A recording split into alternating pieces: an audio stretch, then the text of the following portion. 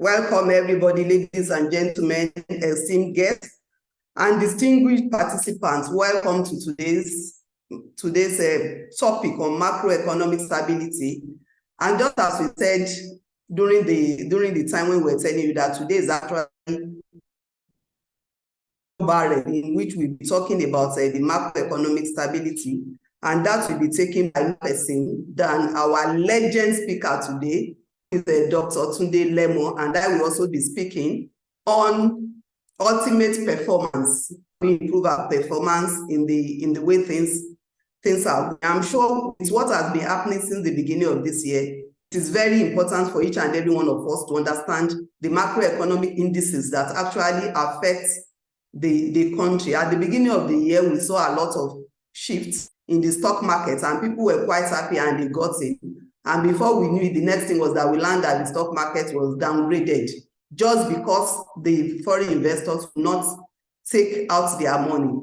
The effect is not just on the stock market, of course, it also has its effect on all areas of human life, other investments, real estate, and all that. So that is why this evening we have the distinguished presence of our Dr. Tunde Lemo, OFR, who will be taking us and be sharing with us on how best to position ourselves as individuals, and at the same time, how best to position our businesses. Thank you, Mr. Tunde Lemo. His profile is very, very long, and he has warned me that he has over 10 years of significant leadership and top management experience in both the public and private sector. At a point in time, he was the MD of Wema Bank. At another time, he was the deputy governor in charge of operations in the Central Bank of Nigeria. My pleasure. Let's welcome Dr. Tunde Lemo, OFR, to the podium. Thank you so much, sir. Thank you very much, Mrs. Funke Alomo-Olua. I want to express my appreciation to you for inviting me to share my thoughts this day with friends and colleagues. I see many names here, people who should actually be on this side of the divide, people that should speak, and then I'll take copious notes. So thank you for granting me the privilege to speak where these corporate oracles are. I believe it's not going to be a sermon on the mount, as it were. It will perhaps be like a forum for cross-fertilization of ideas. Nevertheless, because I've been invited to share my economic stability, I will do just that. Then, of course, we'll have time for discussion. Well, we all know what has been happening in Nigeria in the past few months. We know pretty well that the current regime actually started, I would say, that on a roller coaster, so to speak, because of the circumstances in which we find ourselves as a country. Nigerian economy had not felt this bad in the past years. And of course, no thanks to, I would say, 8 years or more of waste. Maybe other years before then, there were also significant underperformance. But we are not here to cry over spilled milk. We are here to look at where we are and what we can do to make things better. And then what are the tips that we have for individuals, even as we navigate through this rough terrain, what can we do better so that we are not immune, but at least we are better able to navigate and do better for ourselves. So I'm going to talk more about the Nigerian economy at a glance. I will highlight the key challenges. I will respond to each of those key challenges, and then I will draw a conclusion from it. I'm also going to suggest a few sectors that appear to be benefiting from the circumstances in which we are. The sectors that are performing better, the laggards, I will also discuss them. And I'll give some tips on investment and then what we should be doing so that we don't reel very seriously under the yoke of the current economy. Let me start by looking at some macroeconomic variables. Of course, we all know that Nigeria is a country of slightly over 200 million people.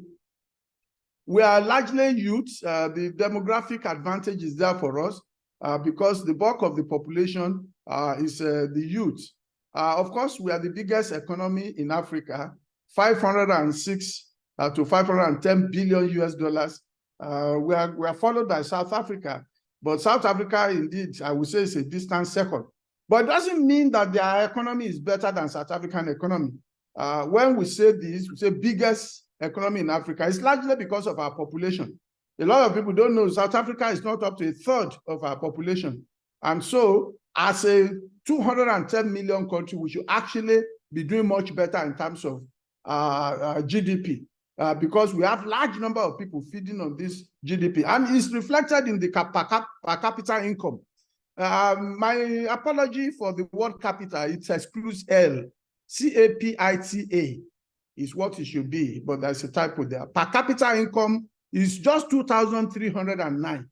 You can see, if you benchmark us against the per capita income in South Africa, we are probably not up to 1/4 of the per capita income in South Africa. This is really where you then know that we are not doing as well as the aggregate may suggest, which is why, again, people said that Nigeria is the poverty capital of the world, because per capita income of 2,309 may even suggest that we are medium income. But when you look at the Gini coefficient, what do I mean by Gini coefficient? That is the distribution between the wide gyration between the rich and the poor. The gap is very wide in Nigeria.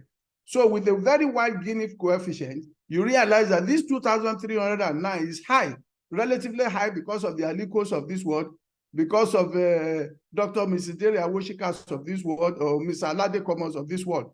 By the time they come to relatively poor people like us, the number is depressed. So the size of Nigeria, we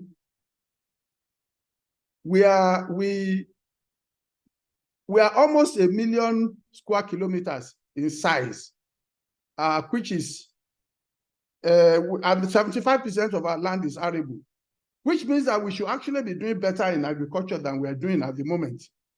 But unfortunately, we are not taking advantage of that. Our foreign reserve, we were told by central bank before the big bang that it was around 34, 33 billion. But of course, we've been told the truth, that the books were cooked. And then, of course, it was a gross reserve because of some commitment that had been made on our reserve level through forward deals, through swap deals and other commitments, security lending, and so on and so forth. This was reviewed by JP Morgan. When you net off all of that, we have reserve level of just over 3 billion US dollars. And that's very abysmal. And because of the shock, why people thought we had a robust reserve level, which is about 1/10 of what it's supposed to be, is a good reason why dollar has been falling precipitously. And people said, okay, when are we going to see the trough? Well, it's not going to be easy, but I believe that the trough, maybe at some point in future, we are going to see that. The total public debt is over 108 billion US dollars, which again is high relative to our size. 108.3 billion US dollars is the total public debt. Unemployment, that debt is getting into an unsustainable level. I'm going to speak more about that as we go ahead. The public debt of 108.3 billion, some economists will say that relative to our GDP is still fairly okay, moderate, but I dare say that because the GDP is largely contributed by poor people, and largely because, again, our revenue base is not as robust as that of our comparators, we're almost getting to a point where we may be having serious problem managing our debt, which is why debt service ratio has been very high. There was a publication 2 weeks ago that in the first half of this year, over 90% of government revenue was used to service debt. And that's really, really very bad, very sad. Unemployment rate is very high, 44%. Again, the National Bureau of Statistics changed the formula and said it is now 4.1%. But I dare say this is not right, because they just changed the definition and said that if anybody can put in 1 hour of work in a week, is deemed to be employed.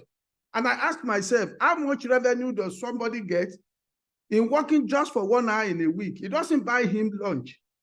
And so because wages are relatively low in Nigeria, I reject personally that redefinition. Is all to make us look good. I think we should still stick to unemployment level of 44%, which is very, very, very, very high.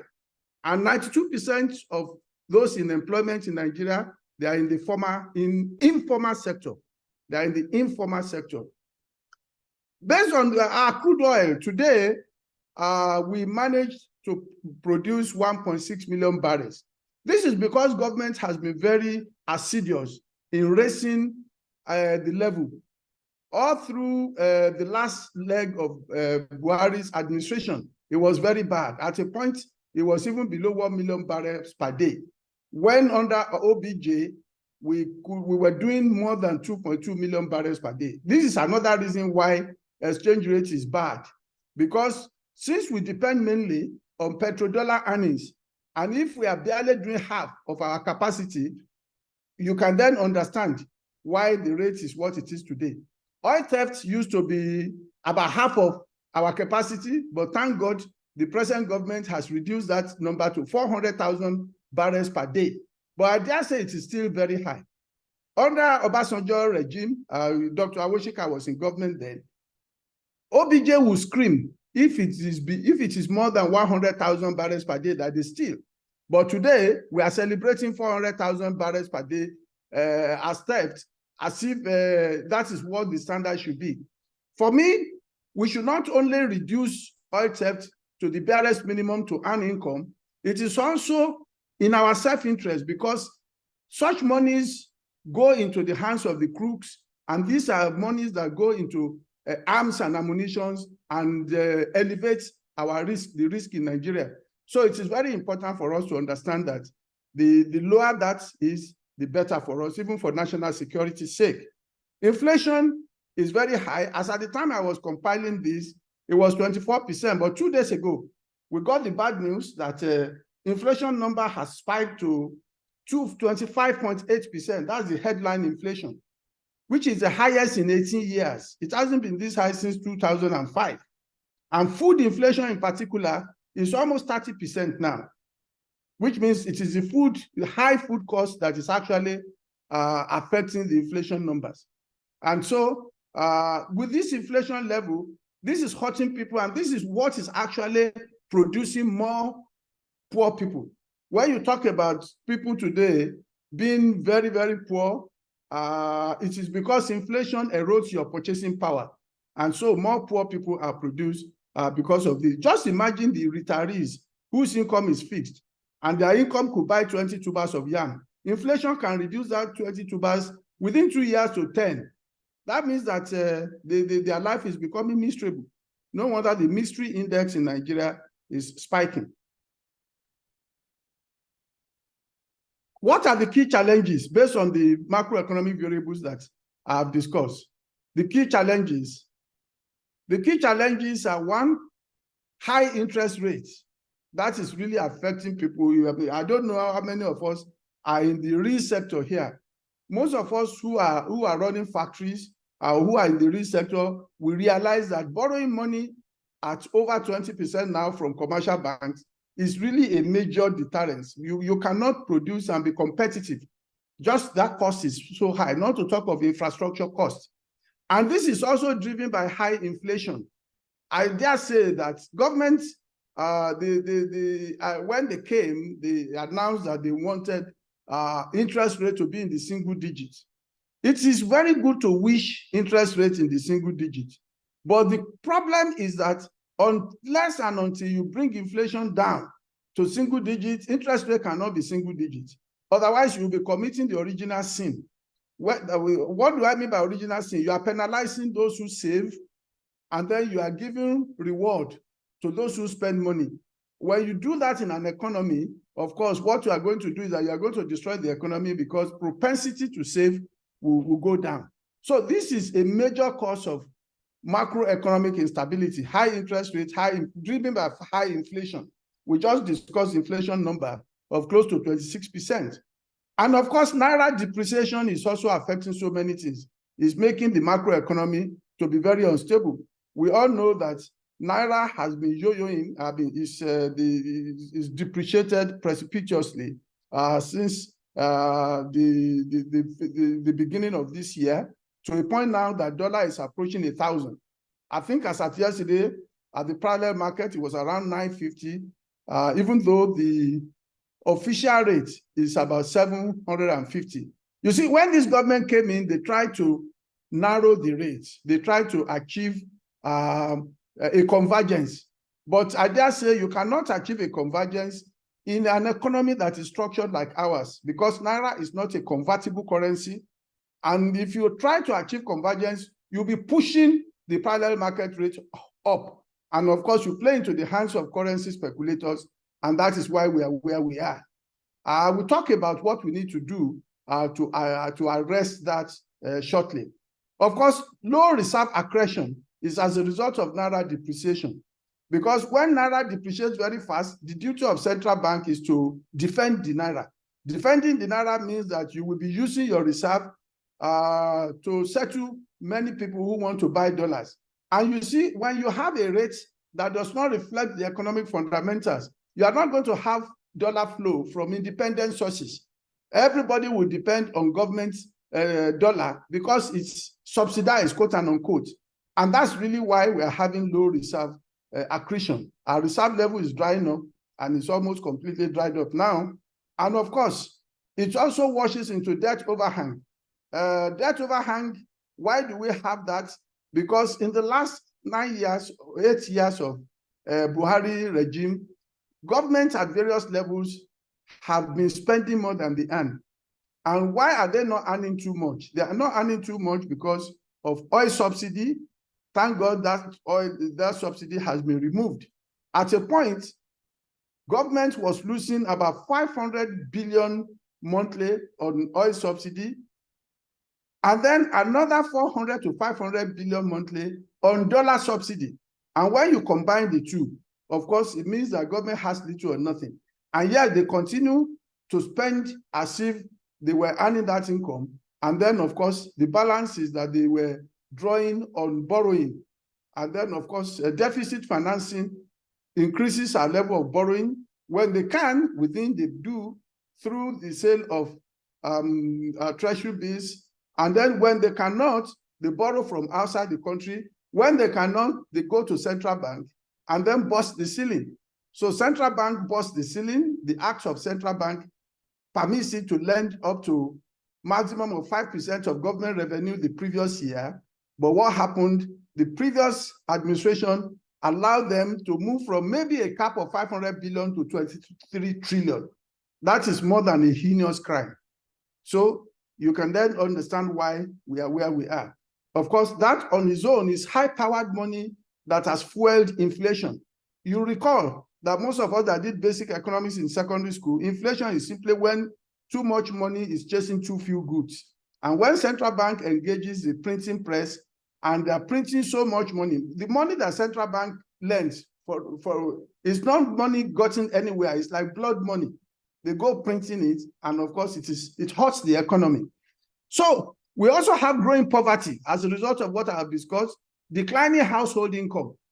Household income will decline when inflation bites very, very hard, except those who can structure their finances and then hedge against inflation. I'm going to talk about how to hedge against inflation very soon. Of course, to exacerbate this is poor infrastructure. Why have I flagged poor infrastructure? I said earlier that there is inflation, there's high interest rate, and then we have high inflation. Inflation in Nigeria is not only a monetary phenomenon. We should not look at inflation only from the point of view of too much money chasing too few goods. When you have poor infrastructure, you also have what we call structural defects. And when you have structural problem, you also have inflation. And I'll give you a simple example. About 30, 40 years ago, a trailer that sets out from Kano will bring goods to Lagos within 24 hours. And that was it. I've been asked Chief Kola Jamodu. He will tell you that today, if you are lucky, you do that journey in 2 weeks. Why? Poor road. And when you then look at the cost of haulage, it is very humongous. It's so huge now that it costs more to bring goods from Mumbai in India to Lagos than bring goods from Kano to Lagos. And so poor infrastructure adds to your inflation numbers. And that's only transportation. I can go on and on into various other infrastructure. And of course, Nigeria is the only place where your population is 200 million and you don't have rail service. In most other places, heavy equipment are hauled through the rail service. Thank God rail is coming back. I hope and pray it will be sustained. So I've talked about oil theft. I've talked about elevated insecurity, largely because of who we are.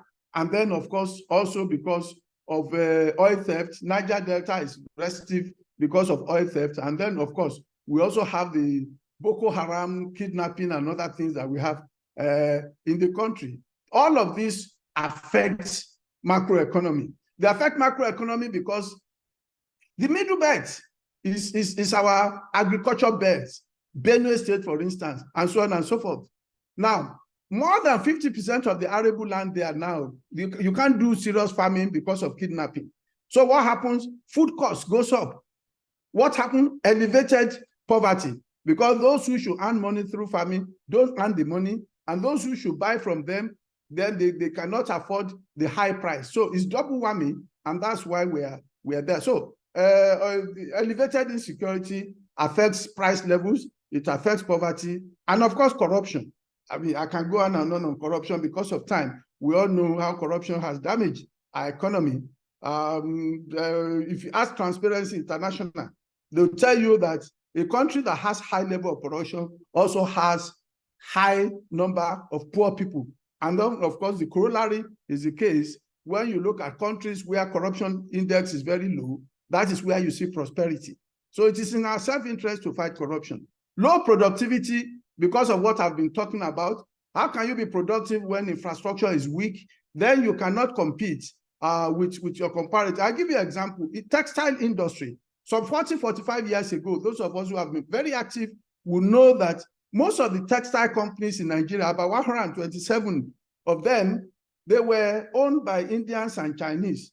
And why were they here? Why were they established here? Because the level of infrastructure you have in Nigeria, particularly the Ogba cluster, Kano, and other industrial bases, they are superior to what they have in Mumbai or in Shanghai. But you see, as they develop infrastructure over there, and our own gets weak, of course, they close down those factories, and those things now move outside the country. So our productivity base is very low, and that's why unemployment is high. Of course, labor unrest is also there. Because we have low productivity, labor cannot earn living wage. Companies cannot pay more than what they are paying because productivity is low. So it's a vicious cycle. And then to break that cycle, you need to unbundle this and get each operating unit to negotiate by themselves. I don't believe in national wage policy. Why should Lagos be paying the same as Zamfara? The circumstances are different. Now, time is flying very quickly. Let me quickly go to my responses to this. I've talked so much about interest and inflation. The most important duty of the central bank is to deliver low price level. And so, for me, central bank should concentrate more on looking at money supply, while government should fix infrastructure. When government fixes infrastructure, road, telecoms, and water, and then central bank has control over supply of money, especially when they stop opening the tap and they stop making use of CBN as ATM for government, then we'll be able to deal with inflation. And when we deal with inflation, then we can have more stable macroeconomic environment. And of course, on Naira depreciation, the way to end that is, of course, for us to boost our income, our forex income. We are not doing serious export in Nigeria.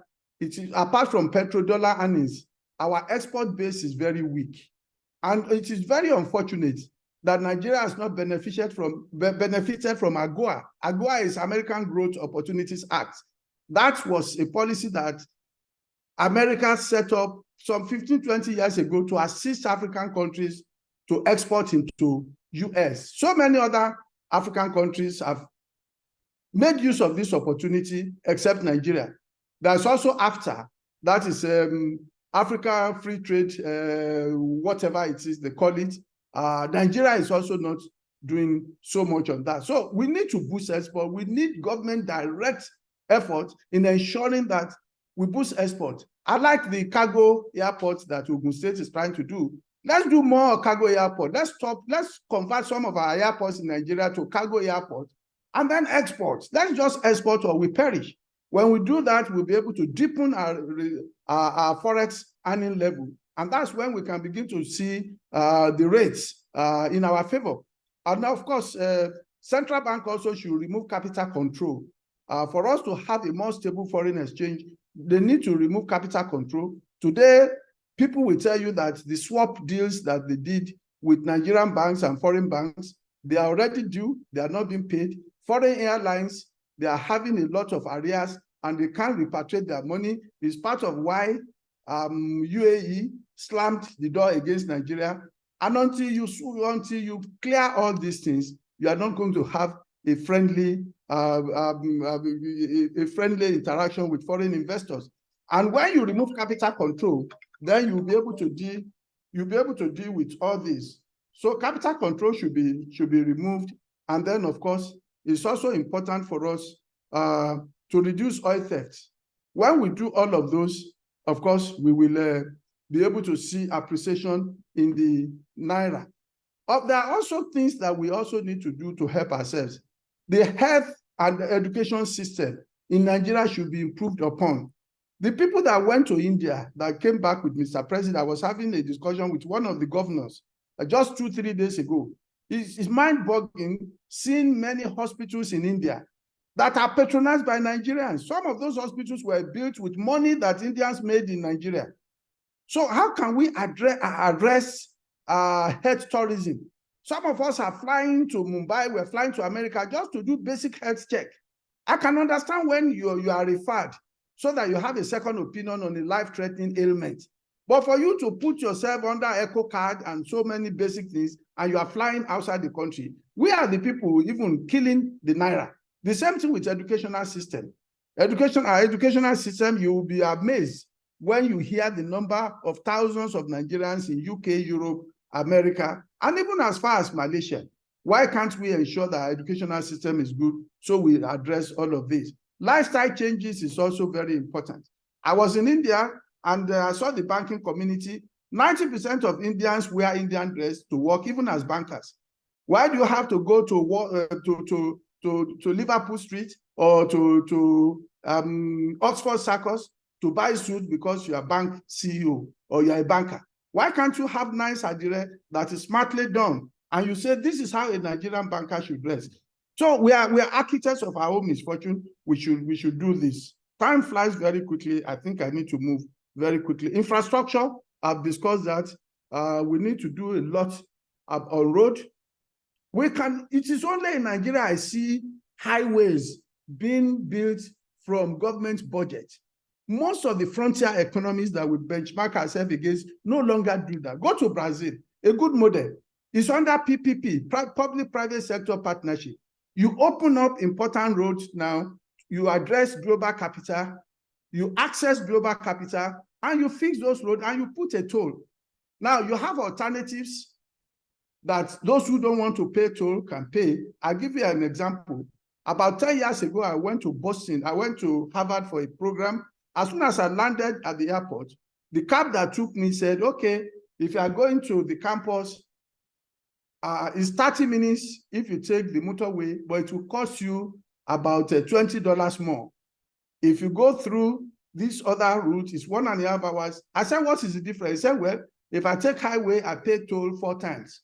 And that speaks to the fact that today, super highways are built through commercial capital. And the only way is to access global capital. Africa Finance Corporation Afrexim Bank, ADB, they're all ready to assist Nigeria on this. All we need to do is to identify those major arteries, and then, of course, we fix our road. Tax reform is very good, very important, a major way by which we can increase our revenue. When government increases revenue, they will depend less on deficit financing. And revenue can only go up. In Nigeria, I don't recommend that we increase tax rates. When you do that, you are taxing poverty. Because the bulk of Nigerian people are poor, all you need to do is get small fat cuts into the tax net. Reform taxation in such a way that you reduce tax avoidance and tax evasion. Get more people into the tax net. You can increase your income by 3 or 4 times just by doing that. But don't increase tax rates, because the poor will get poorer. Of course, debt restructuring is very key. Given the level of debt that we have now, over 100 million US dollars, 100 billion US dollars, it's important we begin to sit with our creditors and renegotiate those debts. Otherwise, we can be out of breath if we are not careful. Fuel subsidy removal has been very good, very smart. But you know the bad news today, fuel subsidy is back. It's back because if government were to sell today based on the price of crude oil at $92 a barrel, and then the exchange rate that is over 900, you'll be buying fuel today at 900 naira. And if government attempts that, I think it will be too disastrous. So government has realized the fact that they need to slow down a bit. The problem now is that the private sector that are importing fuel will stop importing very soon, and it will go back again to NNPC, implicitly bringing back a fuel subsidy, albeit at a smaller scale. How do we address this? This must be addressed by ensuring that we have stable forex environment, forex policy. If central bank is alive to its responsibility and we can rein in that forex value and we can have a more stable forex, then we will be able to sustain fuel subsidy. Otherwise, fuel subsidy has found its way back, unfortunately. Oil theft, I've discussed that. Cost of governance is very high. Government should do more than just reducing the number of people going to the United Nations National Assembly. I think the cabinet size for federal government is too high. I know it is the constitution that mandates them to get from everywhere. Why can't we tinker with that constitution and reduce cabinet size at federal government level to maximum of 20, and at subnational, at state government level, why can't we have cabinet of 6 to 8? You know, or until we do something drastic. Why do we have bicameral legislature at the national level? Ghana over there has unicameral legislature. We need to really sit down and do something big. All this tokenism, these little things we're doing won't land us anywhere. Minimum wage, I've discussed that. And of course, we need to sell unproductive assets. I hear Labour saying that our 4 refineries must be put right.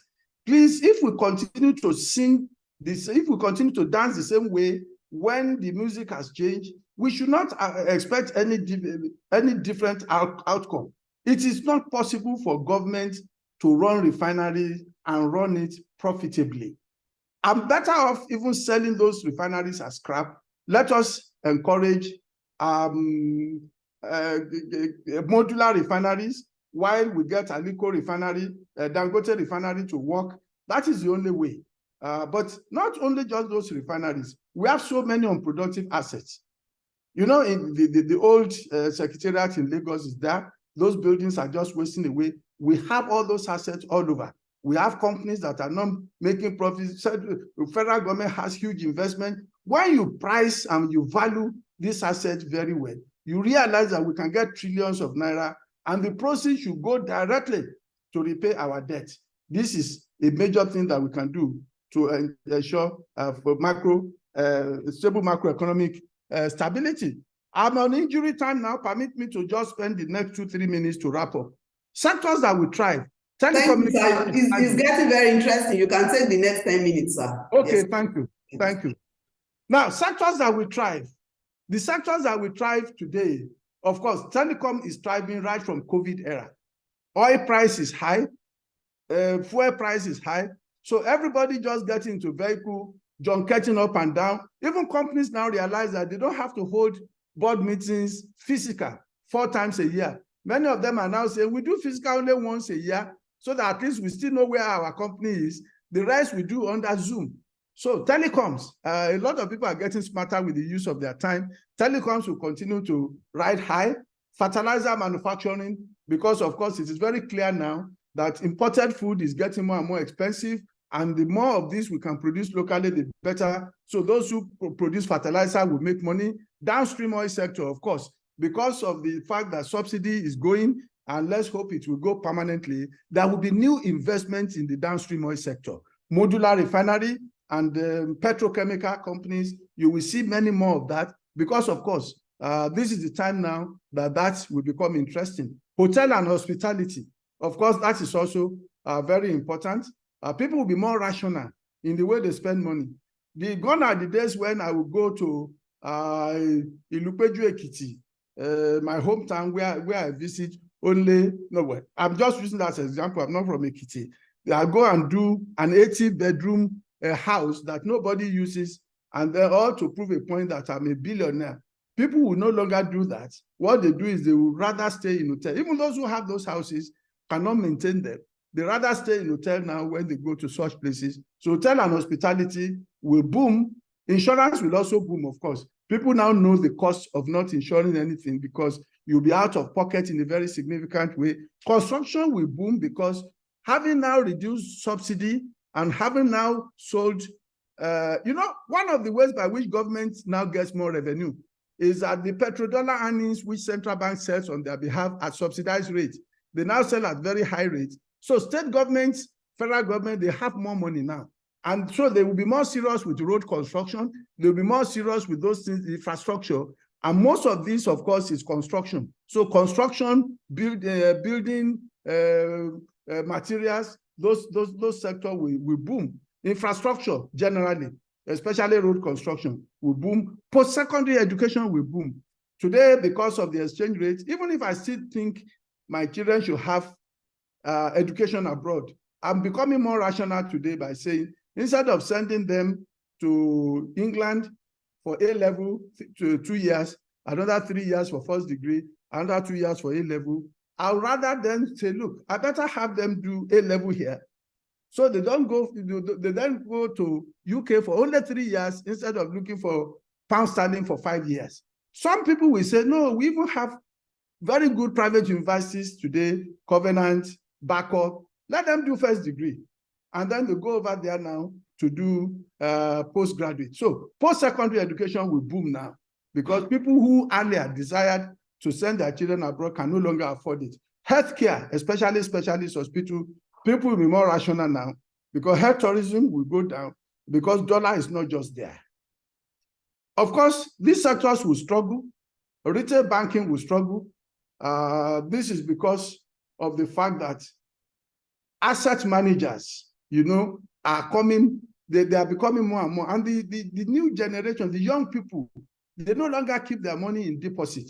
They know how to use money. So they invest their money instead of saving it for investors to use. A lot of them, that's what we call disintermediation going on now in the financial services industry. People have making direct investment. There are many products now. Some of them are even products that are dollar-based, that people invest directly into. So the plain vanilla deposit savings account and all this will dry up as we go ahead. So retail banking will suffer, again, because even those that they lend money to, because the business climate is tougher now, their NPL, non-performing loan, will spike. So margin may thin down. All the boom you are seeing in banking industry today is because they are repricing their net foreign assets. And then because of the spike in the exchange rate. And that's why central bank gave a forward guidance telling them that, look, don't spend all this windfall. You must make counter-cyclical buffer to ensure that you save for the rainy day, because it's not going to be rosy going forward. So carbonated soft drink will suffer. People are being health conscious. Everybody now goes on water. We know the effect of sugar, again, because of all the issues that we're having. Aviation will suffer. Just imagine, to go to Abuja and come back now, economy flight, it costs a lot of money. So people now think twice before they hop into the aircraft. Flour milling will suffer. Of course, we know wheat is very expensive now. People now go local by, this is now the time they listen to doctors who tell them that, look, our yam is not inferior to bread and so on and so forth. Again, because the Ukraine and Russia axis, where about a third of our wheat comes from, that place is no longer boisterous and the price of wheat has spiked. Consumer retail will also suffer because, of course, we know that a lot of people are cutting off the distribution chain. You see the producer going straight now to the consumer, having big shop just so that they can increase their margin. Of course, road transportation is suffering because, of course, the price of fuel is high and because the roads are bad.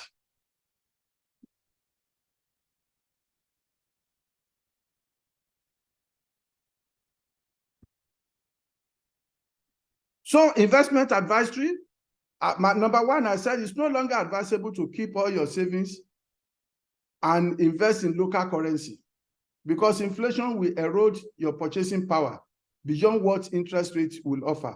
And I gave an example here of someone who had 100 million 5 years ago.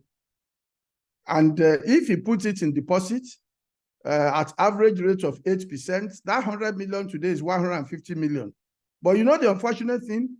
That 100 million 5 years ago, the power that it was wielding can only be wielded by 305 million naira today because of inflation. So it's better that you put in an instrument that will also appreciate above the rate of inflation, about the rate of inflation. That's why younger people and smarter people now look for dollar-denominated instruments. And when you don't have it, you have it with some asset managers, but when you don't have it, there are also proxies for dollar-denominated instruments. Land banking is very good. If you have very good land, not in Meiron or Wurushokino, I'm talking about places like Lekki Island, and then the entire Lekki corridor, maybe Ikoyi, Banana Island and all that, you realize that the appreciation on your land is even superior to what dollar can offer. So I'm just suggesting that if you have the opportunity to hedge, please, you have to leave minimum amount of money in Naira, otherwise you'll be getting poorer.